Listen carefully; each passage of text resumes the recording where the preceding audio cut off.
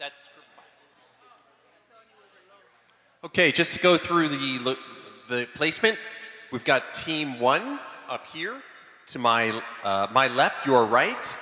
Team 2 is here in the front. Team 3, do you guys mind moving back a couple of rows? Team 3, give a little space between you and team 2. All right. I'm sorry, yeah, team 2, team 3 in the middle, team 4 in the rear. Okay. We've got team 5 up here on the left alcove. Okay. Team 6, left front. Team 7 in the middle. Right? Very good. And team 8 in the rear left. Okay.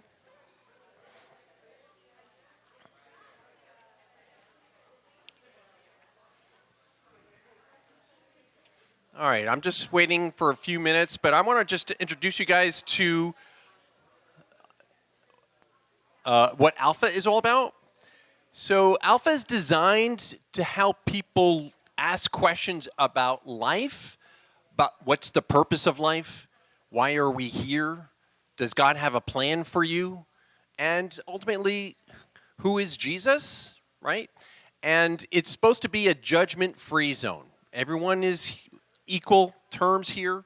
You're welcome to ask any questions, pose any opinion, and listen to one another. So there's a couple of ground rules that we have, if you don't mind. I just want to remind everyone that to be respectful to one another, so make sure that you listen if someone is speaking, don't interrupt. Whatever you hear in your group, I know, there's might be a little cross-pollination going on because you're kind of close to each other, but whatever you hear stays here. Don't bring it with you. All right? Here, exactly. Let's see, what else? I'm sorry. Yeah, actually, I think I covered it all. I mean, it's pretty simple. Oh, yes. Jim just reminded me, there is coffee and cookies afterwards. So I'll make sure to get you guys out early to get your cookies and milk. I mean, cookies and coffee. All right? So, and there's bread also for you to take home. All right? So at this time, I'd like to call forward any questions or comments yet at this point? No? Okay. So I want to, okay, Kevin.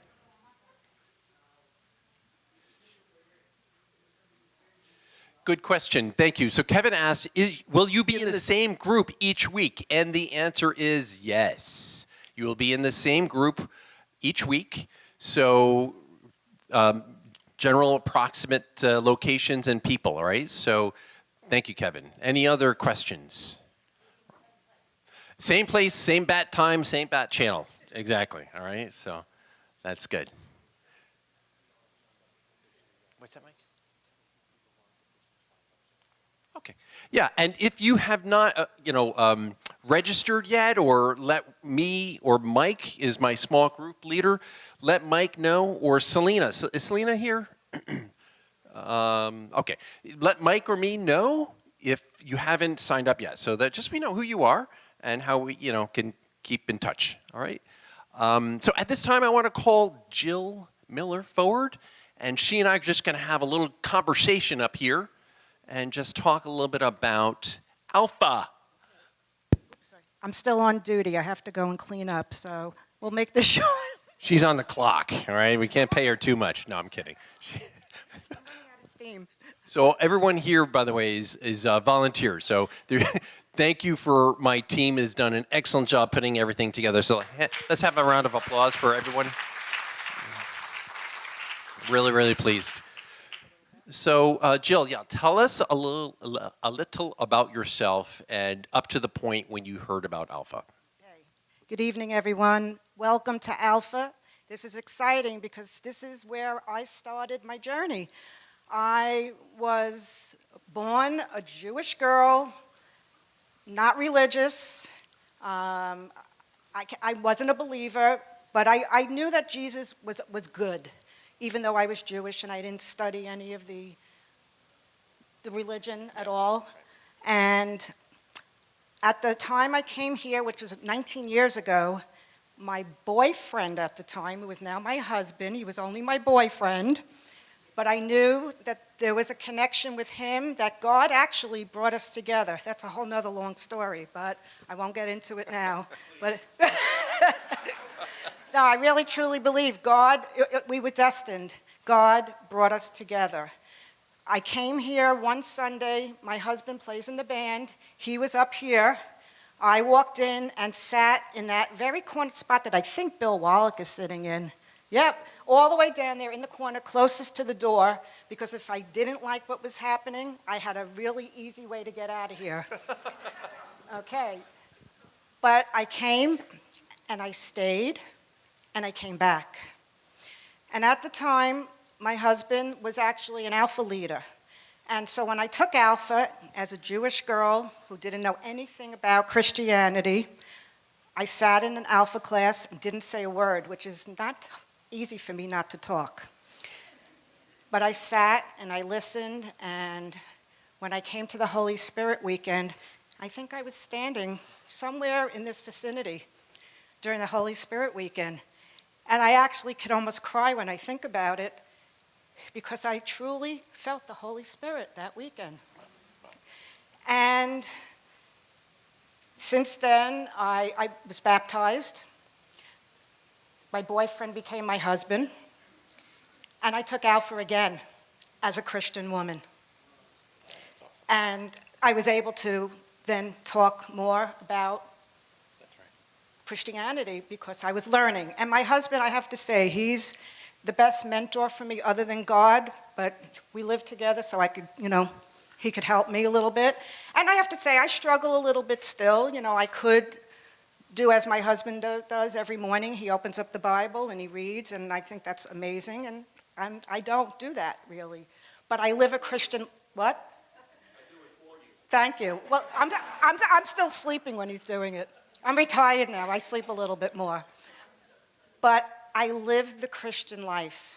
And I know I was destined to be a Christian woman, even though I was born Jewish. Wonderful. So and I also want to say, this is a great program, and from the first time I came to Alpha, not only did I learn about Christianity, but fellowship, and I made friends. And just connections, and you'll find you're going to do that. So you can walk in here not knowing anybody, but you're going to leave knowing a lot of people that love you, and God loves you, and it's an amazing experience. And also the food is great too, because this time my husband and I and a few other people are going to be cooking every week. So tonight you didn't get a home-cooked meal, but you're going to get home-cooked meals each week going forward. So, Great. yeah. That was wonderful. Thank you. Thank you, Jill. So Alpha is the first letter in the Greek alphabet, and that's what this program is meant to be. This is meant to be the beginning of a journey, hopefully, for all of us. The other thing I want to point out is you're here to be loved. If you ever feel that someone has disrespected you or not listened to you or you've not been heard, please see me, and I'll be happy to talk to you. All right? So, Mike, did you have anything you wanted to share? I think he's got some programs to hand out. I'm going to hand out these booklets. We get the video started. Good. One thing I was reminded of, it would be greatly appreciated if you can silence your phone for the next hour or so that we can give our full attention to the video and give our full attention to each other. Thank you, Mike. So can I have my team leaders come up and grab some booklets for your group?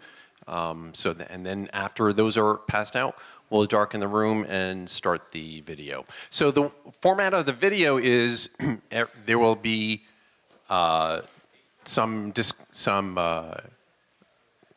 film, right? Then there will be a pause at a couple of different points in the film. There will be the pause for discussions amongst yourselves. So that's why we had you sit front to back. So the people in the front turn around and talk to the people behind you and just have a discussion amongst yourselves. Then the end of this film, I think this one's about 25 minutes or so. So we're going to give about 5 to 10 minutes per question. At the end of everything, then you'll have another 10 minutes for a wrap-up. And my goal is to get you guys out the door or finish by 8:30, 1 hour from now. Okay? Question. Yes? Okay, thank you. Excellent question. Thank you. You guys are really helping me point out some good information. Please turn in your name tags before you leave so that we can then check you in next week. All right, so do not bring the name tags with you. Please turn them in so that we can, we'll have a basket. So it also helps us double check our registrations, make sure we checked you in properly, all right? Since it's just a double check. So yes, thank you. And you are Gladys, great question, thank you.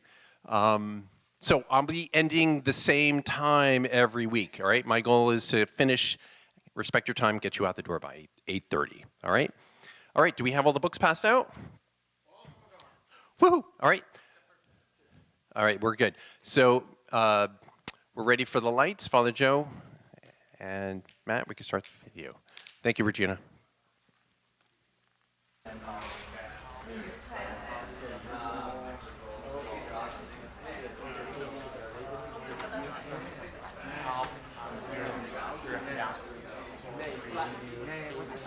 Can you get a mic check? Hi, I'm Nicky. Welcome to Alpha. Life is busy. Every day we ask so many questions. What should I wear? What's the weather going to be like? What's happening today? How am I going to fit everything in? But then there are those bigger questions. Like, why am I here? Where am I heading? Is this it? Is there more to life than this? These are life's big questions, but there's rarely enough time to think them through properly. We all have different perspectives on the meaning of life and faith, and Alpha is an opportunity to explore life's big questions. This is a great place to come together and talk about them openly and honestly. I'm Gemma, I'm Toby. and this is Alpha.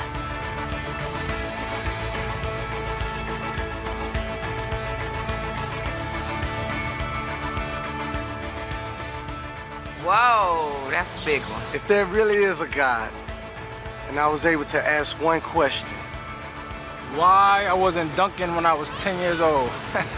That's a good one. What's next? That'd be my question. I'll probably ask him to win numbers on the lottery number, probably. So I can go and retire. What's heaven like? I'd probably ask him what is he scared of. I don't think I would ask God a question because I don't want to know. What happens when I die? Can I come back?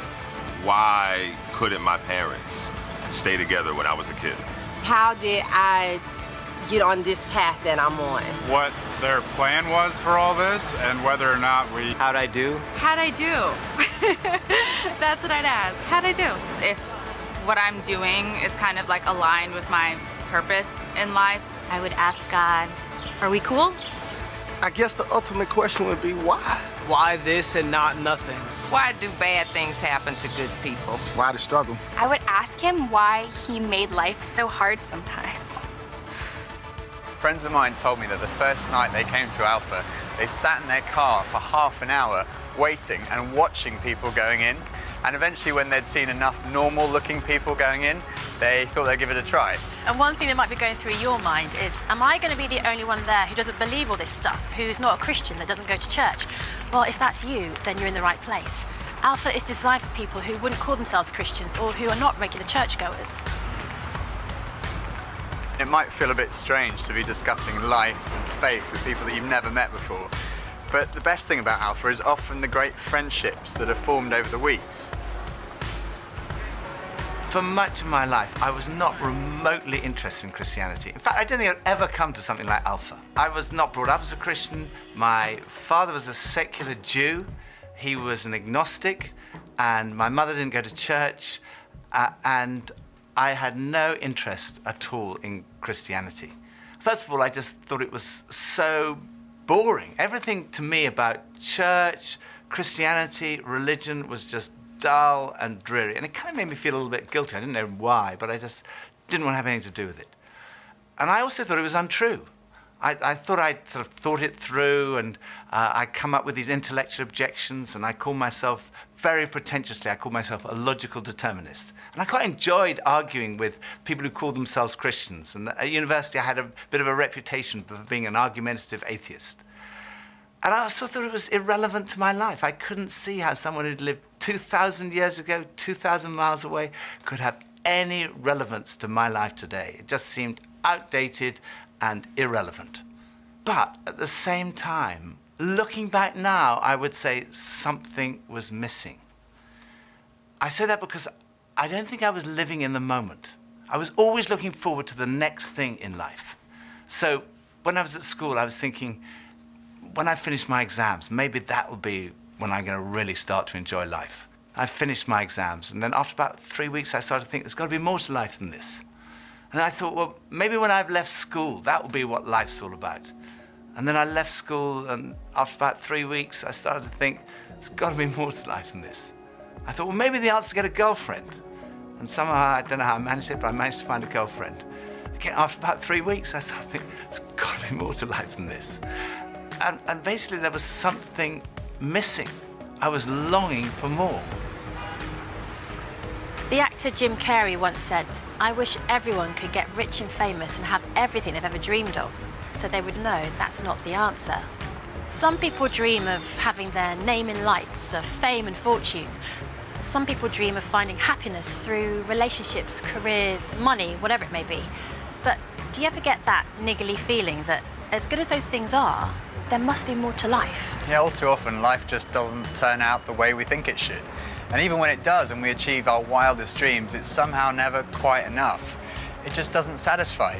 It's like there's something missing. And Jesus said, "I am the bread of life." In other words, I'm the one who fulfills the longing that's deep inside every human heart. Jesus claimed to be the one person who can satisfy that spiritual hunger. Freddie Mercury, the lead singer of the rock group Queen, had amassed a huge fortune and attracted millions of fans. But he admitted in an interview shortly before his death that he was desperately lonely. He said this, "You can have everything in the world and still be the loneliest man, and that's the most bitter type of loneliness. Success has brought me world idolization and millions of pounds, but it's prevented me from having the one thing we all need, a loving, ongoing relationship." Ultimately, there's only one relationship that is totally loving and goes on forever, and that's a relationship with God. And Jesus said, "I am the way to that relationship." Jesus said, "I am the way, the truth, and the life."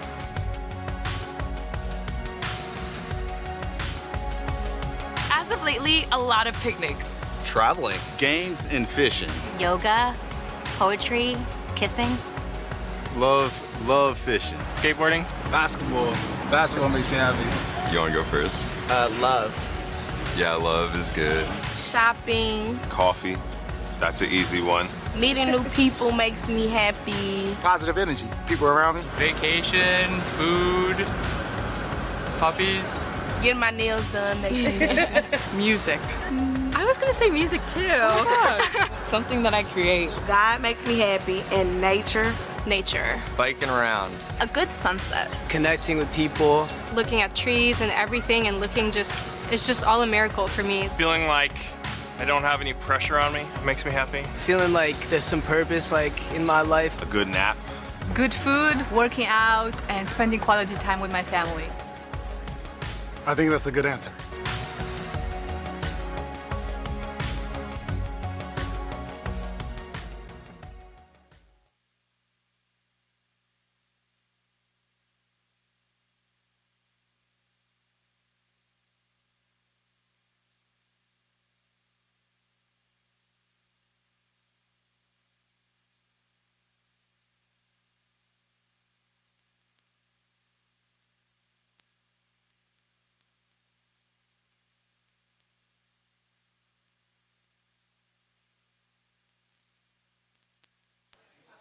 So just to clarify, this is now time for your discussion, okay? What makes you happy?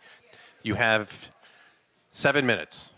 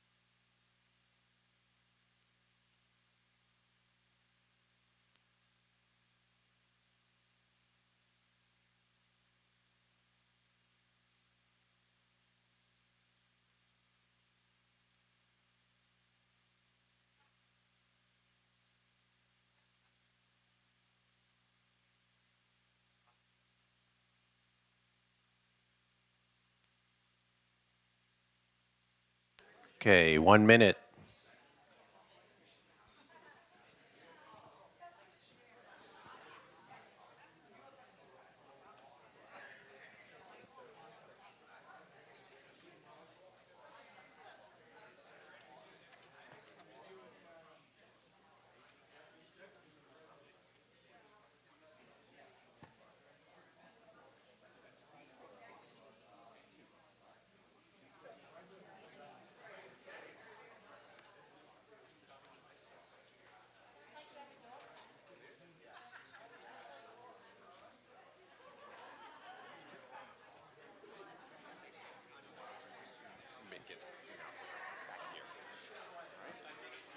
Okay, let's wrap it up.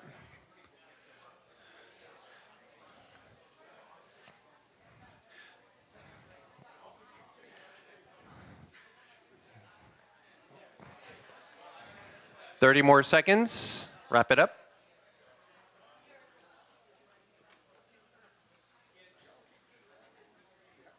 All right, start dimming the lights, Father Joe.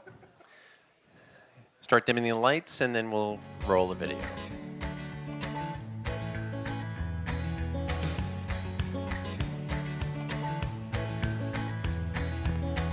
When I was about 17, I was sitting having a burger with two friends, and we were looking out the window and commenting on a few of the stores across the street, and I suddenly realized that I couldn't read any of the signs, even if I squinted. So I asked if I could borrow one of my friend's pair of glasses, and as soon as I put them on, I realized I could see everything, like colors, shapes, words. I was amazed at how everything was so clear. And I could see before, but now I could really see. And to me, that's the best way to describe the difference that Jesus makes. Jesus is the lens through which we see God. And he's also the lens by which we see the world in a totally different way. Jesus said, I am the truth. Some people's response to a Christian might be, well, it's great for you, you found meaning and purpose in your life, but it's not for me. But when you think about it, that's not actually a logical position, because if Christianity is true, it's of vital importance to every one of us. And if it's not true, it's not great for us, because it means we're deluded.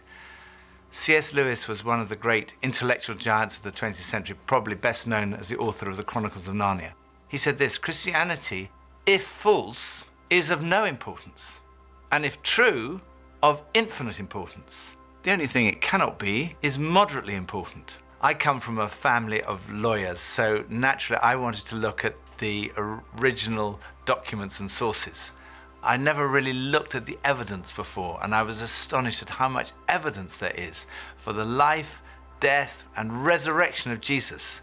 For me, it was through reading these documents that we find in the New Testament that I came to the conclusion, it's true. One of the last cases I did as a lawyer was in the Court of Appeal in front of Lord Denning, an absolutely brilliant mind, perhaps the greatest judge of the 20th century. He said on one occasion that his Bible was his most tattered book in his library. He'd examined the evidence really carefully, and he came to the conclusion, it's true. One former professor of history at Oxford University described the resurrection as the best attested fact in history. I hadn't realized how many of the pioneers of modern science were believers. Descartes, Newton, Kepler, Galileo, Locke, Copernicus, Faraday, Kelvin, Pasteur. Francis Collins, one of the greatest scientists of our time, was director of the Human Genome Project, mapping the 3 billion letters in the human DNA, considered by many to be the most significant scientific undertaking of our time.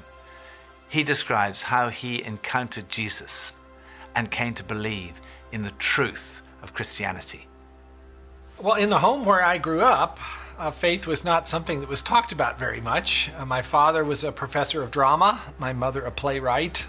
When I went to college and those discussions in the dorm late at night about religion began to occur, I had no particular reason to attach value to a faith system. It had never been something I was familiar with or had internalized at all. And I assumed that any religious feelings that anyone held must be on the basis of some emotional experience, and I didn't trust those, or on the basis of some childhood indoctrination, which I felt I was fortunate to have missed. I loved the experience of learning about the human body and all of the components of that, and I particularly loved being introduced to genetics. But then I ended up in the medical school curriculum sitting at the bedside of patients with diseases. This was no longer an abstract study of molecules and organ systems. These were real people. And one afternoon, one of my patients, a wonderful elderly woman, much like a grandmother, who had very bad heart disease. She had a particularly bad episode of chest pain while I was with her. She got through it, and at the end of that, explained to me how her faith was the thing that helped her in that situation. She realized that the doctors around her weren't really giving her that much help, but her faith was. And after she finished her own very personal description of that faith, she turned to me, and I had been silent, and she looked at me quizzically, and she said, "What do you believe, doctor?" And ultimately, I had to admit to myself that her question had made me realize that I had arrived at an answer to the most important issue that we humans ever deal with. Is there a God? And I had arrived there without ever really looking at the evidence. And I was supposed to be a scientist. If there's one thing scientists claim they do is to arrive at conclusions based upon evidence. And I hadn't taken the trouble to do that. I was greatly assisted by a pastor who lived down the road, who I went and asked about all this, and who gave me a copy of C.S. Lewis's wonderful book, Mere Christianity. Because here was an Oxford scholar, a prodigiously developed intellect, who had traveled the same path. Within those pages, I realized for the first time that one can come to belief on a rational basis, and that in fact, given the many pointers that one sees around oneself in terms of the universe and it having a beginning, and its fine-tuning in terms of the way in which all those constants that determine the behavior of matter and energy seem to have been set just in a certain very precise range to make life possible. And many other things, including my beloved mathematics and why they actually work anyway to describe the universe, something that makes you think the Creator must have been a mathematician. That brought me then to the person of Jesus Christ as a person who was historically extremely well documented. That was news to me. I thought Christ was as much myth as history, and I realized after reading more about it, this was a historical figure upon which we have a great deal of evidence for his existence and his teachings, and even his rising from the dead in a literal way. That day at my patient's bedside started a journey for me, a journey that I was reluctant to begin, but I felt I needed to, a journey that I thought would result in strengthening my atheism, but to my surprise, resulted in my conversion. There's a difference between knowing facts about someone and really knowing them personally. Now, I've known my husband Phil for 3 years now, but suppose if before we met, I found him on a website called The Amazing Man.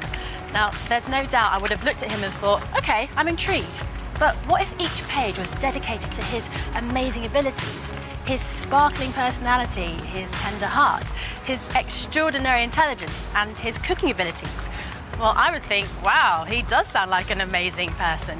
But that's head knowledge. But I also have the privilege of being married to him, and I know that he's an amazing person, which is knowledge that comes from the experience of a relationship, and that's heart knowledge. When Jesus said, "I am the truth," he was talking about more than just a kind of intellectual truth. The Hebrew understanding of truth was truth as experienced. And there's a big difference between a kind of intellectual knowledge and a personal knowledge, between your head and your heart. So when someone says, "I know Jesus is the truth," they're not just talking about being convinced of the evidence. They're also talking about experiencing a relationship with the risen Jesus Christ. So Jesus said, "I am the way, the truth," and lastly he said, "I am the life. I have come that you may have life and have it to the full." Jesus came to deal with the things in our lives that stop us from enjoying life to the full, the things that spoil our lives.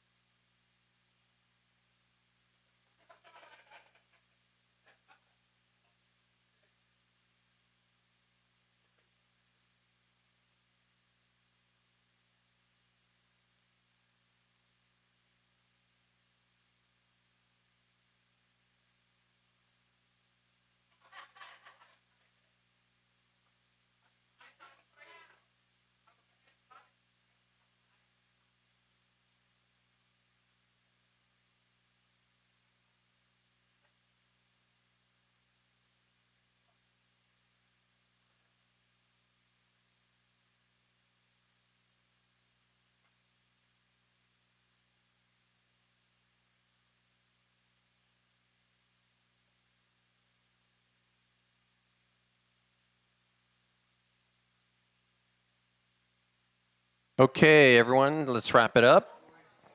Another 15 seconds or so.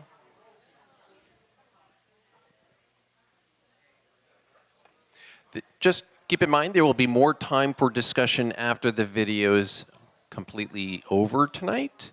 So if you haven't had a chance to talk, you think about what you want to share. Father Joe, can you lower the lights? Regina, start the video. Thank you.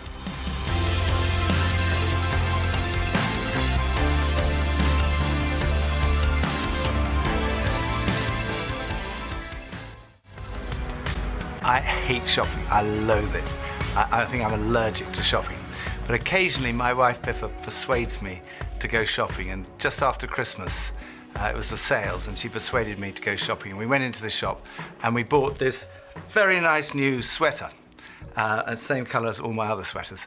And we left the shop and we went to buy a present for her. And we went into this ghastly shop. It was so crowded. It was unbelievable. And even Pippa had had enough and she said, okay, we're leaving. So we went to leave. And as we left, the security alarm went off. And the security guys moved in very quickly and they stopped us all from leaving.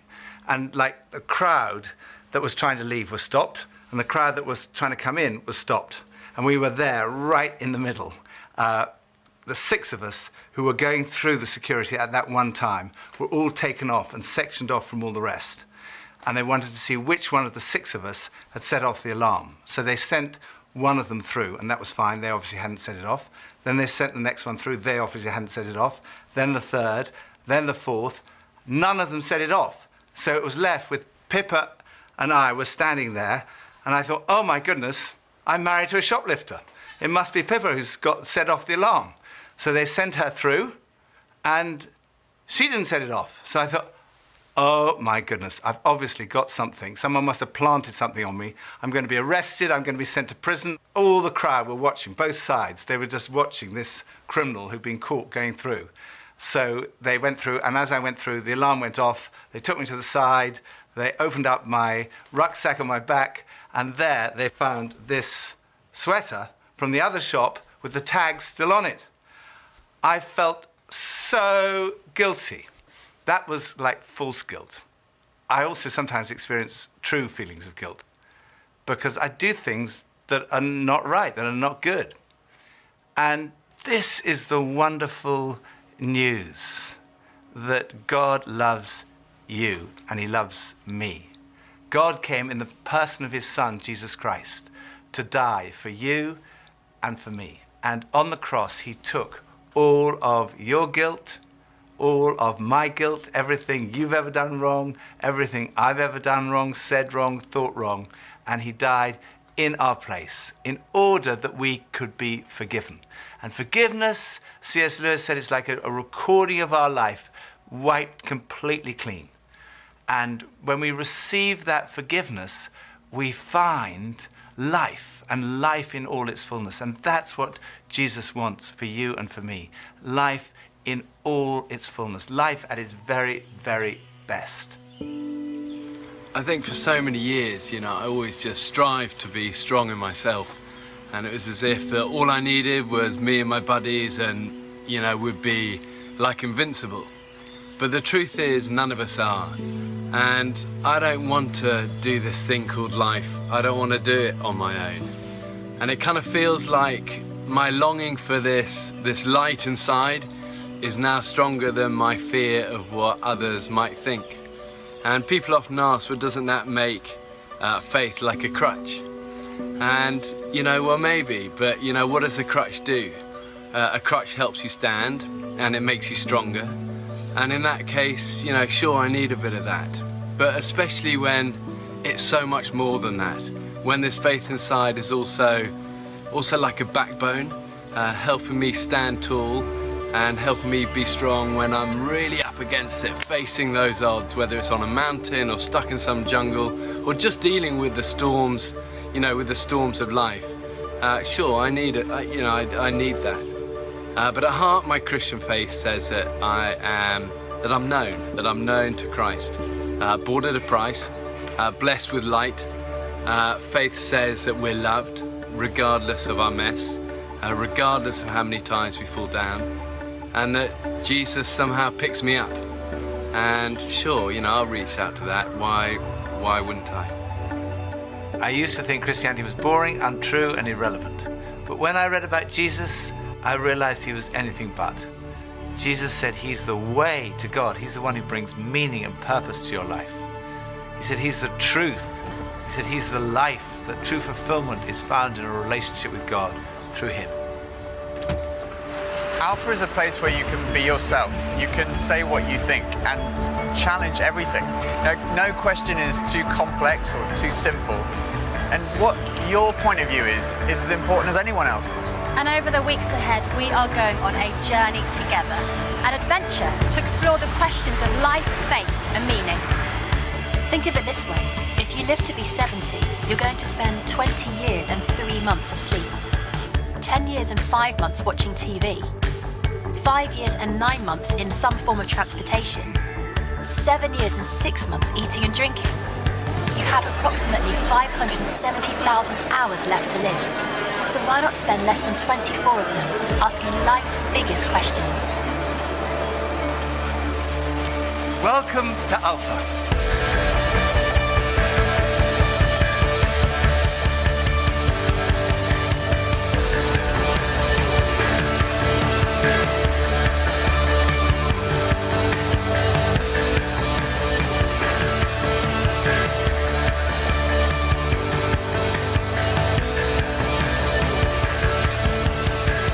All right, so that was week 1.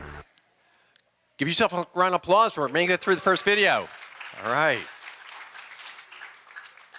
So we're going to spend more time talking and think about these 2 questions, and your small group leaders will lead you in this. If it's true that there is a spiritual side to life, what would you do with that? What do you think of that, right? And also, if it turned out that God did exist after all, right? If you had to ask one question of God, what would it be? All right? So we'll give you another 10 minutes, and then at 25 after or so, 22 after, we'll have some final announcements.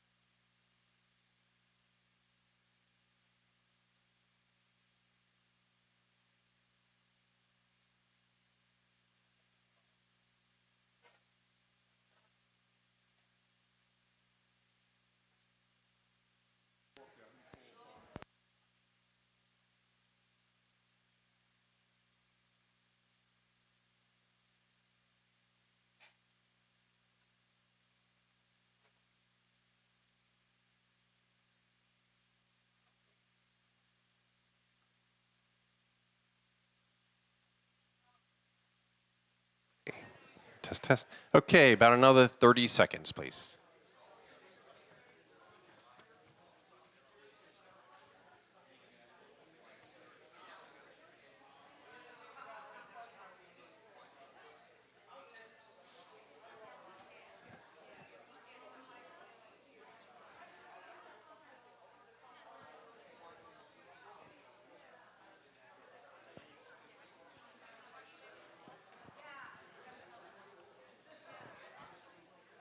Okay, we're about wrapped up.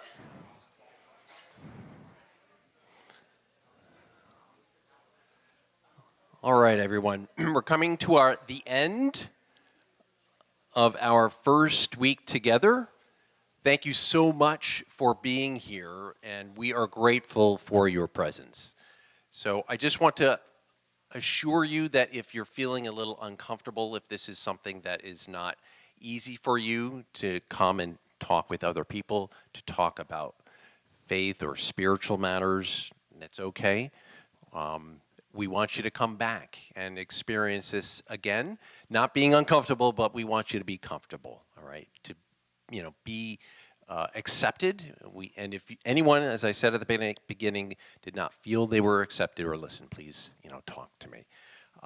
Next week, we will talk a little bit about who Jesus is. It's going to be more in depth into the person of Jesus of Nazareth, and including you saw some of the scientific minds, right, that believed in this man, right? So we'll learn a little bit more about him. And whether you believe in Jesus or not, we want you to come back. Please, we welcome your opinion and your thoughts on this, okay? Again, it's going to be same time, same place, same bat channel, 6:30, serving dinner. So, please come a little early so we can check you in. Please turn in your name tags at the end of the night. And also, the team, you can bring the Alpha Guide with you, but also, before you leave, I want to show you, you can download the Alpha app. Regina, if you wouldn't mind putting the slide up, there is a QR code. Please take your phone out and scan that, because that will bring you to the App Store where you can download the app, all right? And in there, you can rewatch the content. You can rewatch the video, and there's some additional videos and downloads, PDFs that you can use for reading material and reference, okay? So our course ID, if it asks for this, is US-116611. I'm sorry it's not easier, but 116611 is the course ID. All right, so can you guys, is it working? You got to get it closer. Maybe you zoom in on your camera. Do a little zoom in. Jim's got a question. Yes, turn in the name tags again, please. Turn them into your small group leader. All right.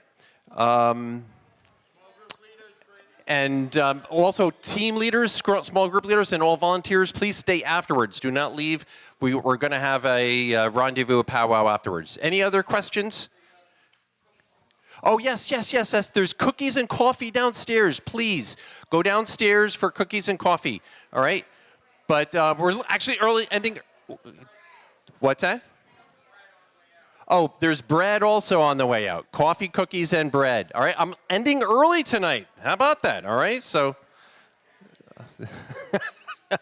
thank you for coming, and we will see you next week.